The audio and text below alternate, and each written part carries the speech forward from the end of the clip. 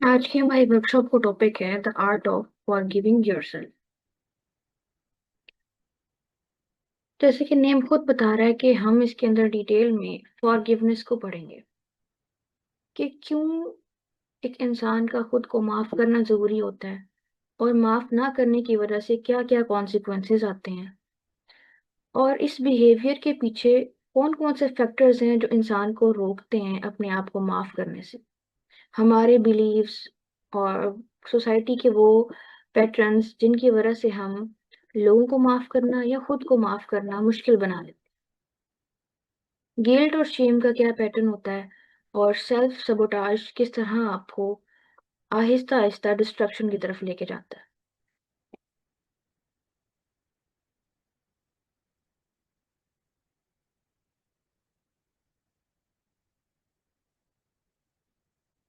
देखिए हमारा content table है कि सबसे पहले हम डिटेल में ये जानेंगे कि फॉरगिवनेस होती क्या है, आपके अपने एंगल में फॉरगिवनेस क्या है, सोसाइटी क्या नजरिया दे रही है आपको, और अल्लाह सुब्हाना व तआला ने फॉरगिवनेस को किस तरह डिफाइन किया है। फॉरगिवनेस क्यों जरूरी है और किस तरह ये सेल्फ एस्टीम के साथ लिंक करती है एक इंसान की। गिल्ट और शेम का क्या ताल्लुक है, सेल्फ सबोटाज और हिडन पैटर्न्स कौन कौन से होते हैं जो इंसान को उसकी ग्रोथ से रोक रहे होते हैं, और यहाँ पर सेल्फ कंपैशन क्यों जरूरी है, और इस्लाम हमें कौन सा हीलिंग फ्रेमवर्क देता है, और साइकोलॉजी हमें कौन से प्रैक्टिकल टूल किट देती है अपने आप को फॉरगिवनेस की तरफ ले जाने के लिए। अच्छा, सबसे पहले ना इस पूरे टॉपिक को आगे ले जाने के लिए मैं एक पूरा ग्राउंड सेट करूंगी आपके जहनों के अंदर कि फॉरगिवनेस होती क्या है और हम हमारे जहनों में इसका क्या इमेज बना हुआ है। सबसे पहले तो ये क्लियर कर ले कि जो हमारे और सोसाइटी की तरफ से इमेजेस बने हुए हैं ना हमारे जहनों के अंदर, हम इसको बहुत हल्की चीज समझते हैं। माफ कर देना या किसी से माफी ले लेना, वो इसलिए हल्का समझते हैं क्योंकि हमारी सोसाइटी ने ही इसको इस तरह पोर्ट्रे करके दिखाया है। अब एक ऐसा इंसान, मैं इसको सबसे पहले लोगों के पर्सपेक्टिव से दिखाऊंगी कि हम लोगों के लिए लोगों को माफ करना हमारे लिए मुश्किल क्यों होता है या आसान होता है। ये तमाम चीजें पहले क्लियर करूंगी ताकि हम अपने लिए फॉरगिवनेस की तरफ जा सकें, क्योंकि ये समझना बहुत जरूरी है कि हमारा लोगों के लिए क्या पैटर्न है। अब अगर कोई शख्स जो ट्रोमेटिक हो, किसी से उसको तकलीफ पहुंची है या वो किसी भी वजह से पेन के अंदर है, तो वो फॉरगिवनेस को किस तरह देखता है, माफी को किस तरह देखता है आज ये सोसाइटी। वो समझता है कि शायद माफ कर देना का मतलब ये है कि जो मुझे पेन मिली है ना मैं उसको भूल जाऊं, या जो मुझे तकलीफ दी गई वो बिल्कुल वैलिड थी, अगर मैंने माफ कर दिया तो इसका तो ये मतलब होगा कि मैं बहुत कमजोर हूँ, या मेरे हाथ में तो कुछ आया ही नहीं अगर मुझसे मुझे बदला ही नहीं लेने दिया गया, या मैं स्टेप बैक कर दूंगा तो फिर मेरी क्या वैल्यू रह जाएगी। क्या मैं सिर्फ यही डिजर्व करता था, क्या मैं सिर्फ पेन और तकलीफ ही डिजर्व करता था। तो हमारे जहनों के अंदर जो फॉरगिवनेस है ना वो बहुत छोटी सी चीज रह गई है, क्योंकि हमारे ये थॉट पैटर्न्स बन चुके हुए हैं।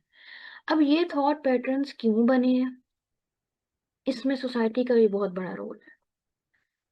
सोसाइटी क्या कहती है, ये चीज आप बहुत आसानी से समझ पाएंगे कि जब भी माफी की बात आती है ना तो हमारे जहन में सबसे पहले पता क्या आता है कि माफ कर भी देना फिर भी लोग दिल में रखते हैं, या अगर मैंने फलां से माफी मांग ली या उसको दे भी दी ना तो हम कहीं ना कहीं दिल के अंदर उसके लिए वो एक नेगेटिव कॉर्नर जरूर रखते हैं। हम पूरा लेट गो नहीं करते, बज़ाहिर किसी को जुबान से माफ कर दिया लेकिन दिल में नेगेटिव कॉर्नर रखा हुआ है, नेगेटिव फीलिंग्स भी हैं उसके लिए, और बिल्कुल नॉर्मल तरीके से पहले की तरह उससे बिहेव नहीं कर पा रहे हैं, क्योंकि ये हमने सोसाइटी में देखा है लोग भी आपसे इसी तरह बिहेव कर रहे होते हैं। तो आपकी भी यही एक परसेप्शन बन जाती है कि हाँ ये जो माफी है ना ये एक नकली सा कॉन्सेप्ट है, कि बस ये जुबानी कलामी होता होता है और लोग दिल से कभी भी साफ नहीं होते। ये वो कॉन्सेप्ट है जो हमें सोसाइटी ने दिया और हमारा भी यही बन जाता है। और एक तकलीफदा इंसान होने की हैसियत से, एक ट्रॉमेटिक पर्सन होने की हैसियत से या अफेक्टेड पर्सन होने की हैसियत से हम भी लोगों को माफ नहीं करते। और अगर कर भी दें जुबानी कलामी तो फिर भी कहीं न कहीं वो एक दिल में नुक्ता बिठाया होता है हमने कि हमने इस पहले की तरह नहीं इसके साथ रहना।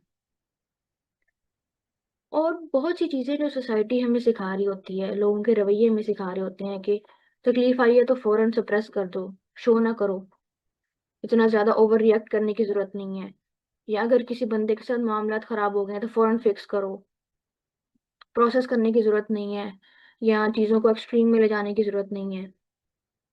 और अगर तुमने खुद को मूव ऑन कर लिया है तो तुम तो बहुत सेल्फिश इंसान हो, सिर्फ़ अपने ही सोचते हो। और अगर कुछ 2 लोगों के दरमियान कोई चपकलिश हो गई है तो किसी थर्ड पर्सन को ना बताओ अपना मसला हल करने के लिए, इसको प्राइवेट रखो। अब ये वो तमाम चीज़ें हैं जो हमारे माफ़ी के कॉन्सेप्ट को ना कहीं डिस्टर्ब कर रही होती हैं और हम इसको बहुत हल्का लेते हैं। अब तीसरा जो इसकी लेयर है ना, कि माफ़ी अल्लाह ताला के एंगल से अगर देखा जाए, तो वो क्या है? यकीन करें अगर आपने अल्लाह ताला और बंदे के दरमियान माफ़ी के इस कॉन्सेप्ट को अगर पढ़ा है ना हमें कभी पढ़ाया गया, ना हमने कभी खुद कोशिश की कि हम कुरान खोल लें और तर्जुमे के साथ उस ताल्लुक को समझें जो अल्लाह ने अपने और बंदे के दरमियान दिखाया। ये एक इतना खूबसूरत दरवाज़ा है, एक किस्म की एक ज़िंदगी है इंसान के लिए कि अल्लाह ताला जगह-जगह कुरान में फरमा रहे हैं कि मेरे बंदों से जहाँ गलती हो जाती है, जहाँ वो ज़ुल्म कर लेते हैं अपनी जानों पर, तो वो पलट आएँ और जब वो माफ़ी माँगेंगे तो अल्लाह ताला को गफ़ूर, रहीम और शफ़ीक पाएँगे। और जो कोई अपनी जानों पे ज़ुल्म कर बैठे हैं, वो नाउम्मीद ना हों, मायूस ना हों, वो अल्लाह ताला की रहमत के उम्मीदवार रहें। अल्लाह ताला हर वक़्त उनके लिए माफ़ी के दरवाज़े और तौबा के दरवाज़े खोल के बैठे हुए हैं कि बंदा आए, कोई भी बंदा जो नदामत या पछतावे में या गिल्ट के अंदर है, वो आए, वो कन्फेस करे और अपनी नई ज़िंदगी शुरू करे। और अल्लाह ताला का जो माफ़ करने का कॉन्सेप्ट है, वो इतना खूबसूरत है, हम आगे जाके इसको डिटेल में देखेंगे कि अल्लाह ताला फरमाते हैं कि जब बंदा कोई मेरे से सच्चे दिल से तौबा कर लेता है, तौबातुन नसूह कर लेता है, तो वो ऐसे हो जाता है जिस तरह उसने गुनाह किया ही नहीं था।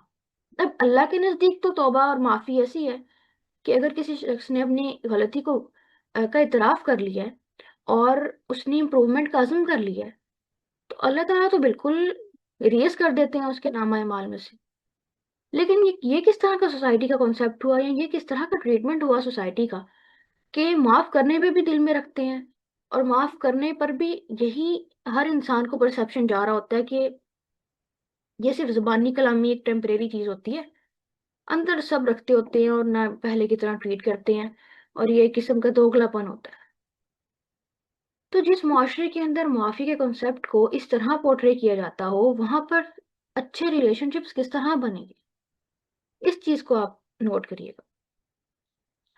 अब मैंने 3 लेयर्स में बताया कि माफ़ी का जो कॉन्सेप्ट है वो क्या है? हाँ, एक आम इंसान की नज़र में और एक सोसाइटी ने किस तरह उसको पोर्ट्रे कराया और अल्लाह ताला ने क्या कुरान में जो है ना हमें दिखाया।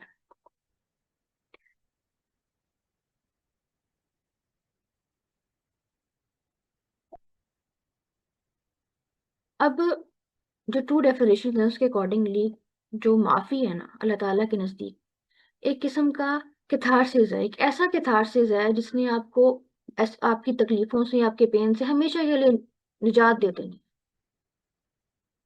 और ये किस्म का प्रोसेस है पूरा, एक लम्हे की बात नहीं है। इस प्रोसेस को हम आगे जाके देखेंगे कि जो तौबा के फैक्टर्स होते हैं, 3 लेयर्स होती हैं, जब इंसान उन लेयर्स से गुज़र आता है, उस पूरे प्रोसेस से गुज़र आता है, तो किस तरह वो साइकोलॉजिकली, इमोशनली और फिज़िकली हेल्दी हो जाता है। और सबसे अहम बात ये है कि अल्लाह ताला का भी ये हुक्म है कि बंदे अपने आप को नुकसान से बचाएँ। सेल्फ हार्म से रोका गया है ना, अल्लाह ताला ने मना किया है कि अपने आप को सेल्फ हार्म से बचाना है। तो वो कौन-सी चीज़ है जो आपको सेल्फ हार्म की तरफ लेके जा रही होती है? ये वही जो आपने अपने ट्रॉमास को पकड़ के रखा होता है, रिज़ेंटमेंट्स को, पेन्स को और तकलीफ़ों को, जिनको आप प्रोसेस नहीं करते हो और अपने आप से कहीं ना कहीं बदले की आग में जी रहे होते हो। उससे जब आजाद करोगे तो ही आप अपने आप को नुकसान से बचाओ। और ये चीज भी हम आगे डिटेल में देखेंगे कि किस तरह जब हम माफ नहीं करते हैं खुद को, तो हम कौन कौन से नुकसान कर रहे होते हैं अपने किस किस लेवल पर, इमोशनल लेवल पर, कॉग्निटिव लेवल पर, बिहेवियरल लेवल पर और फिजिकल लेवल पर। और माफी जो है वो सिर्फ एक वक्ती तौर पर भुलाने की चीज नहीं है कि आपने एक तकलीफ आई या आपके अंदर कोई बैड हैबिट थी, आपने उसको वक्ती तौर पर भुला दिया। ये एक पूरा प्रोसेस है जिसमें आप जब अपनी थॉट्स को, अपनी इमोशंस को प्रोसेसिंग के अमल से गुजारते हो, तो किस तरह वो हीलिंग बनती है। और सबसे अहम चीज जो यहाँ पर मैं डिस्कस करना चाहूंगी वो ये है कि हो सकता है हर यहाँ पर मौजूद लोगों के जहन में एक क्वेश्चन आए कि अगर किसी इंसान की बात की जाए माफी के हवाले से, तो जिन लोगों ने आपको नुकसान पहुंचाया हो या तकलीफ दी हो, तो क्या उनके साथ दोबारा बिल्कुल वैसे ही हो जाना चाहिए जिस तरह पहले थे? यहाँ पर मेरा ये कहने का बिल्कुल ही मतलब नहीं है कि आपने बिल्कुल उनकी तरह का हो जाना है जिस तरह आप पहले थे। और अगर आपको नुकसान पहुंचाया है तो दोबारा उनको मौके देने हैं कि वो आपको दोबारा उस तरह नुकसान पहुंचाएं। यहाँ पर माफ कर देना जो है वो एक ऐसा टेक्निकल और मैथमेटिकल एक इक्वेशन है कि जब आपने माफ कर देना है ना, तो फिर आपने अपने लिए आगे स्टेप्स भी सेट करने हैं कि मैंने फ्यूचर में इस बंदे के साथ कैसे चलना है। हाँ, मैंने अपने दिल को पाक किया और मैंने वो तमाम इमोशंस निकाल दिए, लेकिन मैंने इसके लिए और अपने लिए किस तरह सेफ बाउंड्री सेट करनी है कि इसको भी नुकसान ना पहुंचे और इसकी वजह से मैं भी नुकसान ना उठाऊं। किस तरह बाउंड्रीज सेट करनी है, और ये भी अल्लाह ताला की डेफिनेशंस में आता है, माफी की डेफिनेशन में। ना आप किसी को तकलीफ दो, ना तकलीफ में रहो। मोमिन कभी भी एक सुराग से दो दफा नुकसान नहीं उठाता, नहीं डसा जाता। तो माफी का ये जो कॉन्सेप्ट है, इसके अंदर याद रखिएगा कि बाउंड्री बनाना भी माफी के उन स्टेप्स में आता है कि अगर आपको किसी इंसान से तकलीफ पहुंच रही है तो आपने उन पैटर्न्स को रिपीट नहीं होने देना। जाहिर है जब वो नुकसान पहुंचा रहा है तो उसको भी तो नुकसान पहुंच रहा है ना। जब वो नेगेटिव पैटर्न में जाएगा उसकी भी साइकोलॉजिकल हेल्थ डिस्टर्ब होगी। और अगर हम नेकी के एंगल से देखें तो वो उसको गुनाह मिल रहा है। तो आप उसका भी फायदा सोचते हो, अपना भी फायदा सोचते हो और बाउंड्री बनाते हो हेल्दी। ये है अल्लाह ताला का वो ट्रू कॉन्सेप्ट जो वो माफी का हमें सिखाते हैं जब हम कुरान खोलते हैं और जब हम ट्रू सीरा को देखते हैं। अच्छा, नेक्स्ट जाने से पहले ना हम कुछ प्रेमिसेस सेट कर लेते हैं कि हमने ये देख लिया कि हमारा लोगों के लिए माफी का क्या कॉन्सेप्ट है। आया वो हमारा खुद बना या सोसाइटी ने बनाया, और अल्लाह सुब्हाना व तआला ने हमें क्या कॉन्सेप्ट दिया। अब फॉरगिवनेस फॉर योरसेल्फ की तरफ जाने से पहले ना ये बात समझ लें कि जो हम लोगों के लिए सोच रखते हैं ना माफी की, कहीं ना कहीं वही सोच हमारी अपने मुतालिक बन रही होती है। ये तमाम तमहीद मैंने इसीलिए बांधी थी कि जो हम लोगों के लिए सोच रहे होते हैं ना, माफ करना या नहीं करना या किस बेसिस पर नहीं कर पा रहे होते, यही सारे पैटर्न्स फिर हम अपने ऊपर अप्लाई करते हैं। और इन्हीं वजूहात की वजह से हम खुद को भी माफ नहीं कर पाते। कहीं ना कहीं गुस्सा, नाराजगी और बदले की आग हमारी अपने खिलाफ भी चलती रहती है। अब एक और चीज जो यहाँ पर मैं डिटेल में डिस्कस करना चाहती हूँ वो ये है, जो जो आपने, जब मैंने अगली स्लाइड्स में जाना है ना, तो आपने उसको अपने माइंड में पहले से समझना है कि कोई भी जो हम पैटर्न रिपीट कर रहे होते हैं ना, फॉर एग्जाम्पल कोई बंदा ट्रॉमा में गया या कोई गलत काम उससे हो गया और वो बार बार उसी ट्रैप में फंसे जा रहा है और वो इम्प्रूव नहीं कर पा रहा और आहिस्ता आहिस्ता वो गिल्ट में जाता है। तो जो जो ऐसा इंसान होता है ना जो नहीं माफ कर पा रहा होता खुद को, वो एक स्टेज में नहीं हो जाती तमाम चीजें।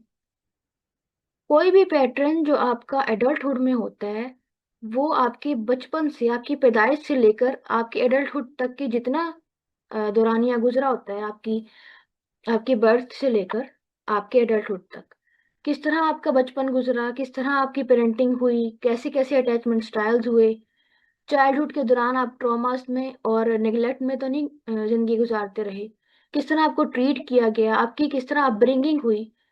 ये तमाम चीजें डिसाइड करती हैं कि आप एडल्टहुड में क्या कैसे बिहेव करती हो और किन किन चीजों के अंदर आप फंसते हो, किन पैटर्न्स की वजह से आप अपना नुकसान करते हो। ठीक है। जो शख्स खुद को माफ नहीं कर पा रहा होता, उसके कहीं ना कहीं पर्सनैलिटी और चाइल्डहुड और पेरेंटिंग के अंदर कहीं ना कहीं फ्लॉज होते हैं। ये चीज समझाना चाह रही हूँ और ये चीज आपने जहन में रखनी है जब मैं नेक्स्ट स्लाइड्स में मूव करूंगी। अच्छा।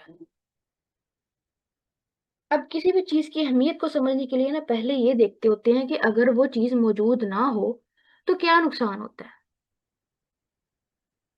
जब हमें उसकी गैर मौजूदगी में उसकी अहमियत का अंदाजा गैर मौजूदगी का पता चलता है ना, उसके नुकसानात का, फिर हमें उसकी अहमियत का अंदाजा होता है। तो हम ये देखते हैं कि जब हम माफ नहीं करते खुद को तो क्या क्या हमें उसकी कीमत चुकानी पड़ती है।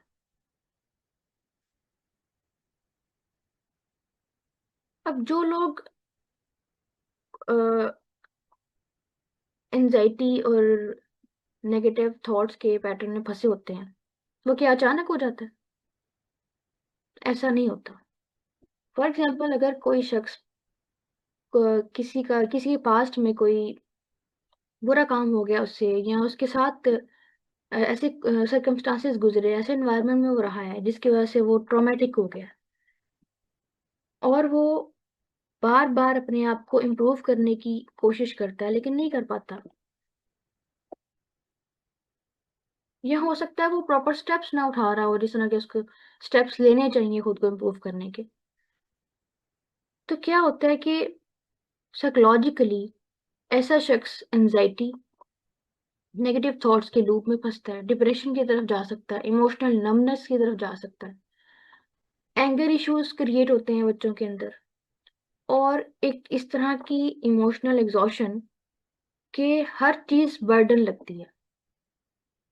और अगर फिजिकल डोमेन में देखें तो ऐसे बायोलॉजिकल सिम्टम्स हैं जो बाहर दिख रहा होता है कि इसको कोई फिजिकल इशू होगा, या ब्लड प्रेशर का इशू है, या इसको पट्टों में खिंचाव जो है फिजिकल वीकनेस की वजह से है। तो बाहर फिजिकल सिम्टम्स जो दिख रहे होते हैं वो साइकोलॉजिकल डिस्टर्बेंसेस की निशानदेही होते हैं। जो हमने भार उठाए होते हैं ना अपने कंधों के ऊपर, जो हमने रिजेंटमेंट अपने लिए इकट्ठी की होती है, ये उसके सिम्टम्स होते हैं। और बॉडी खुद बोल के बता रही होती है।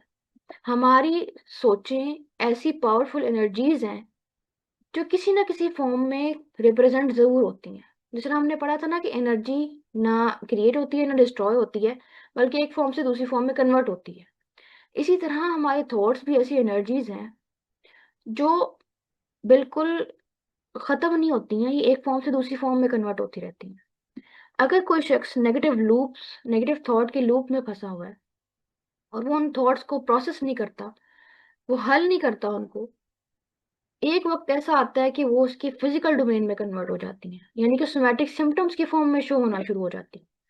और यही वो फिजिकल डोमेन है। इसमें मसल वीकनेस हो सकती है, फिटीग हो सकती है, और सबसे बड़ा हॉलमार्क है स्लीप और एपेटाइट डिस्टर्बेंस। और सबसे अहम चीज जो है, स्पिरिचुअल कनेक्शन ऐसे बंदे का बहुत वीक हो जाता है। फॉर एग्जाम्पल, कोई शख्स किसी ऐसी एक नेगेटिव हैबिट का शिकार है जिसको वो ठीक नहीं करता, और वो मैं बिल्कुल सादा सी मिसाल मिसाल देती हूँ, हो सकता है लोग इस चीज के ऊपर बुरा भी फील ना करते हो। अगर किसी की झूठ बोलने की आदत है, फॉर एग्जाम्पल, आमतौर पर तो लोग बुरा नहीं समझते, लेकिन चलें आसानी के लिए मैंने ये मिसाल ली है कि झूठ बोलने की आदत है और वो झूठ बोलने को बुरा भी समझता है। झूठ बोलने की वजह से लोगों के अंदर लड़ाई भी हो जाती है उसके जो जब वो झूठ बोलता है तो। अब वो इस पैटर्न में है कि उसको नफरत भी है झूठ से, लेकिन झूठ बोलना छोड़ भी नहीं रहा। ऐसे नेगेटिव लूप के अंदर फंस चुका है, ऐसे गिल्ट के ट्रैप में फंस चुका है। आगे जाके हम गिल्ट को भी डिटेल में डिस्कस करेंगे कि इस स्टेज तक बंदा पहुंचता क्यों है कि वो क्यों इंप्रूव नहीं कर पा रहा। अब जब वो टॉक्सिक गिल्ट में रहता है ना, और झूठ से नफरत तो हो रही है, लेकिन वो प्रैक्टिकल स्टेप्स नहीं उठाता कि हाँ किस वजह से मैं बोलता हूँ, अब आइंदा के लिए मैंने क्या क्या चीजें करनी है, मैंने क्यों नहीं बोलना, और प्रैक्टिकली मैं इसको छोड़ने के लिए क्या क्या करूंगा। जब वो ये तमाम चीजें नहीं करता तो वो दोबारा झूठ बोल देता है। अब बार बार जब वो उससे गुनाह होता रहता है ना, तो उसके अंदर जो टॉक्सिक गिल्ट है ना वो बढ़ता रहता है। अब आहिस्ता आहिस्ता, पहले उसको झूठ बोलने से नफरत हो रही थी, अब वो नफरत उसकी अपने ऊपर कन्वर्ट हो जाती है कि वो खुद को झूठा समझना शुरू कर देता है कि हाँ मैं कोशिश करता हूँ, मुझसे होता ही नहीं, मैं हूं ही झूठा, मैं हूं ही बुरा। अब जब वो खुद को बुरा समझना शुरू कर देता है ना, तो वो क्या सोचता है, यार मेरी माफी नहीं होनी, मैं तो इतनी दफा कर लिया है, अब अल्लाह ताला ने कहा मुझे माफ करना है, मैं तो बहुत दूर आ गया हूँ, मैं बहुत ज्यादा गुनाहगार हो गया हूँ। ये वो स्पिरिचुअल डिस्टेंस है जो अल्लाह ताला के साथ उसका हो जाता है, डिस्कनेक्शन हो जाता है। और फिर जब लोगों के साथ वो सेम पैटर्न अपनाता है, तो फिर रिश्ते भी खराब होते हैं, और कहीं ना कहीं वो अल्लाह ताला की जो रहमत है ना, उसने जो हासिल करनी थी तौबा के थ्रू, वो नहीं हासिल कर पाता। जब गुनाह के अंदर एक शख्स बढ़ता जाता है ना, तो वो अल्लाह ताला की रहमत से भी दूर हो जाता है, और ऐसा शख्स अपनी पास्ट की जेल में फंसा रहता है।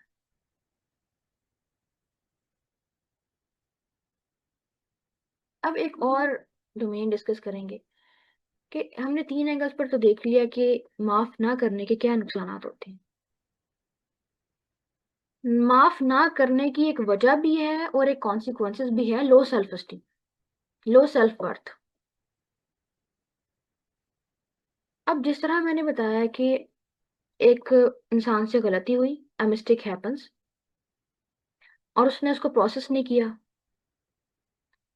प्रोसेसिंग का वही अमल है कि जब किसी इंसान से कोई गलती होती है ना, तो फितरी तौर पर उसके अंदर गिल्ट आता है। गिल्ट क्या होता है? पछतावा, अ, बुरा महसूस करता है कि यार मुझसे क्या हो गया, ये गलती हो गई, नहीं होना चाहिए था। और फिर जो तो हेल्दी गिल्ट होता है ना, हेल्दी इंसान वो फौरन इम्प्रूव करने की तरफ जाता है, वो फौरन उस कैफियत से निकलता है और नॉर्मलाइज करता है खुद को कि हाँ अब ये चीज हो गई, अब आइंदा मैंने ऐसे नहीं करना, हाँ इंशाल्लाह मैं अब ये चीजें करूंगा और मैं ये प्रैक्टिकल स्टेप्स उठाऊंगा। तो ऐसा इंसान प्रोसेस कर लेता है। अब जिस बंदे ने प्रोसेस नहीं किया, वो क्या करता है? टॉक्सिक शेम की तरफ जाता है। और ये टॉक्सिक गिल्ट की वजह से होता है कि जब वो एक लंबा अरसा गिल्ट में रहता है ना, इम्प्रूव नहीं करता, तो वो जो उसकी नफरत गुनाह से हो रही थी ना, बुराई से हो रही थी, वो अपने ऊपर कन्वर्ट हो जाती है, और अपने आप को बुरा समझना शुरू कर देता है कि मैं ही बुरा हूँ। आइडेंटिटी लेवल पर खुद को बुरा समझना शुरू कर देता है। अब ये चीज जब बार बार रिपीट होती है, तो ये इंसान का कोर बिलीफ बन जाता है। ऐसा बिलीफ, ऐसा पक्का नजरिया, जो उसने अगर 5 साल लगा के बनाया था ना, तो 5 से ज्यादा साल लगेंगे उसको ठीक करने में, अगर उसने प्रोसेसिंग स्टार्ट ना किया तो। अब ये वाला नेगेटिव बिलीव उसको क्या होता है, अपनी वर्थ कम महसूस होगी ना, जब अपने आप को बुरा महसूस करेगा, तो क्या वो अपने आप को वर्दी महसूस कर पाएगा? नहीं करेगा ना। तो ये है वो लो सेल्फ एस्टीम की तरफ ले जाने वाला अमल, जो हर इंसान कर रहा होता है जो अपनी मिस्टेक्स को प्रोसेस नहीं करता, इंप्रूव नहीं करता।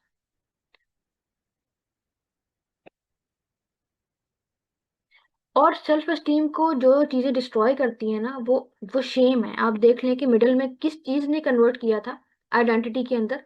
पहले वो बुराई को बुरा समझ रहा था, लेकिन आहिस्ता आहिस्ता जब वो उस फेज में ज्यादा देर रहता है, इम्प्रूव नहीं करता, प्रैक्टिकल स्टेप्स नहीं उठाता, हेल्दी मैकेनिज्म फॉलो नहीं करता, तो वो नफरत उसकी अपने ऊपर कन्वर्ट हो जाती है और वो आइडेंटिटी में शिफ्ट हो जाती है।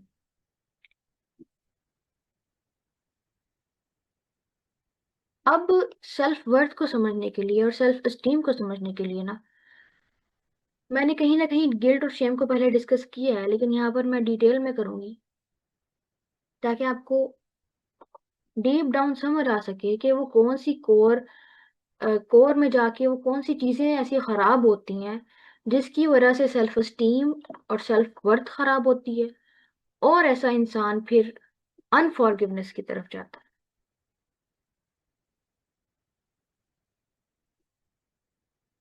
सबसे बेसिक डिफरेंस आपने ये देख लेना है कि गिल्ट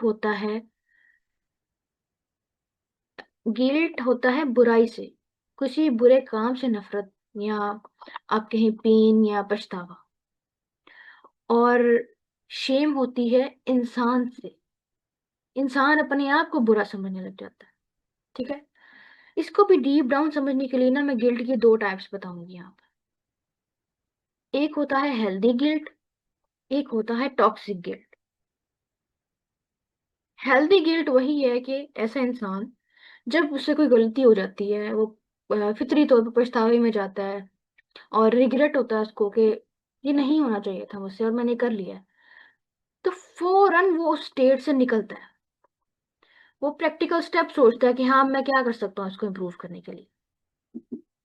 और ये उसका होता है हेल्दी कोपिंग मैकेनिज्म, कि ऐसा बंदा फौरन से हेल्दी डिफेंस की तरफ जाता है कि मैं इसको कैसे इम्प्रूव कर सकता हूँ। वो जरिए सोचता है और वो अपनी गलतियां आइडेंटिफाई करता है, कहाँ कहाँ मुझसे गलती हो रही है और किन किन एंगल पर मैं इम्प्रूव कर सकता हूँ। ये है हेल्दी गिल्ट, और ये टेम्परेरी होता है। और ऐसा इंसान उस कैफियत से निकल आता है फौरन और नॉर्मलाइज हो जाता है।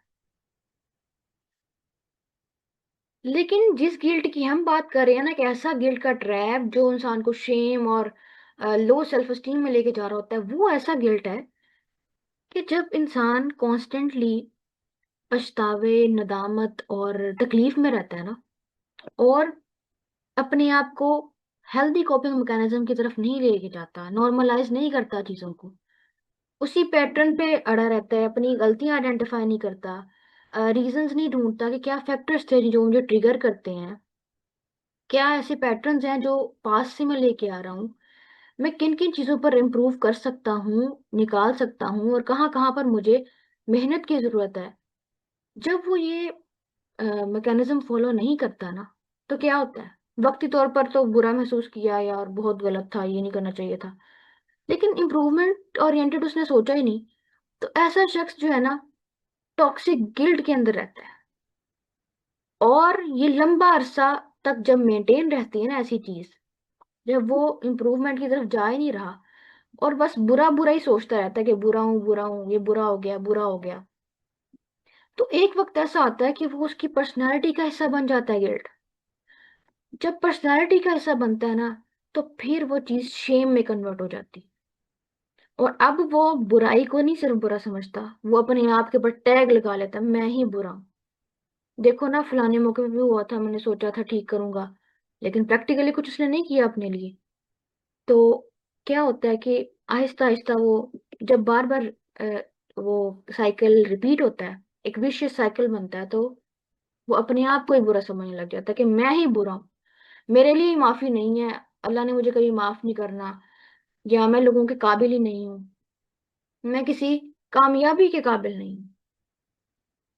इसको कहते हैं कि आइडेंटिटी, अपनी आइडेंटिटी के मुतालिक इसको शेम महसूस होने लग जाती है।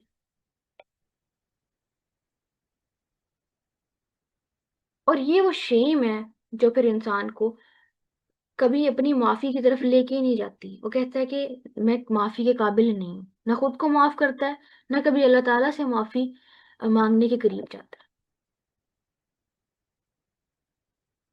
ये वही टॉक्सिक गिल्ट का ट्रैप है जो मैंने पीछे बता दिया है, कि जब आप अपने पछतावे को और अपनी जो तकलीफ हुई होती है आपको गुनाह की वजह से या किसी भी गलती की वजह से, आप उसको हील नहीं करते, प्रोसेस नहीं करते हो, तो फिर वो किस तरह आपके अंदर रह जाता है, किन किन लेवल पर अफेक्ट कर रहा होता है। कॉग्निटिव लेवल पर आपको बार बार इंट्रूसिव मेमोरीज आती रहती हैं, फ्लैशबैक्स आते रहते हैं, यार फलाने टाइम पे भी गलत किया था यार, फलान अब फिर ऐसे हो गया मुझसे।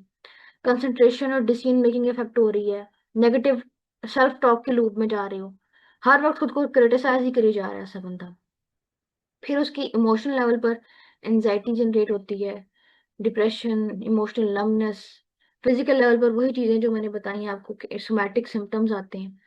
और बिहेवियर लेवल सबसे ज्यादा इंपॉर्टेंट है, कि सोसाइटी में उसका जो ताल्लुक होता है लोगों के साथ, वो कट ऑफ हो जाता है और वो लोगों के काबिल नहीं समझता खुद को। और ऐसे बिहेवियर्स की तरफ जाता है जो उसको नुकसान पहुँचाता है।